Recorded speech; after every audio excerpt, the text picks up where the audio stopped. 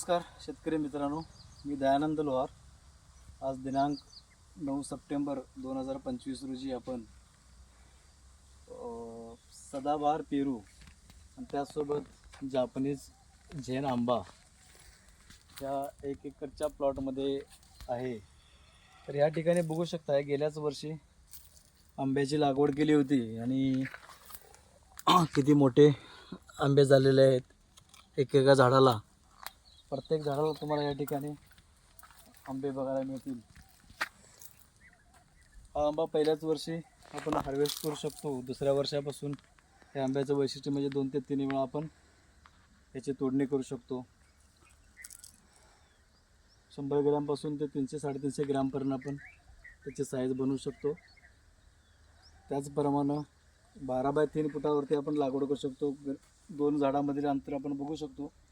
3 फूट 2 झाडामधील अंतर आहे आणि त्याचं लाईफ जवळपास 35 ते 40 वर्ष या आंब्याचं लाईफ आहे. आयडेन्सिटीमध्ये आपण हे केलेलं आहे आणि बोन्साय टेक्नॉलॉजीचा वापर करून आपण आंबा ही लागवड केलेली आहे. त्याच्याच बाजूला तुम्ही बघू शकता की 1 वर्षाचा सदाबहार पेरू, एकाच वेळी दोन्ही प्लॉट लागवड केले होते. तर आजच्या तारखेला एकेका प्लॉटवरती तुम्ही फॉर्म आणि पिशवी बघू शकताय. सर्वसाधारण 30-40 एकेका झाडाला पहिल्याच वर्षी फळं आहेत. प्रत्येक झाडाला तुम्हाला फळं बघायला मिळतील. सदाबहार पेरूचं वैशिष्ट्य आहे 200 ग्रॅमपासून ते 1000 ग्रॅमपर्यंत आपण तो बनवू शकतो.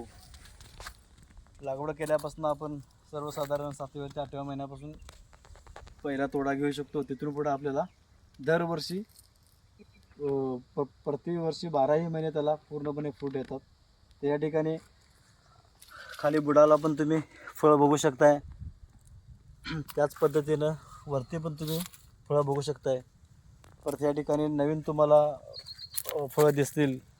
परत या ठिकाणी फुलं पण दिसतील. एकाच झाडाला या सर्व प्रकारच्या गोष्टी तुम्हाला बघायला मिळतील. त्यामुळे त्याला सदाबहार हे नाव दिलेलं आहे. 12ही महिने याचं आपण उत्पन्न घेऊ शकतो. एकरी सर्वसाधारण आपण 3730 झाडं लागवड करू शकतो.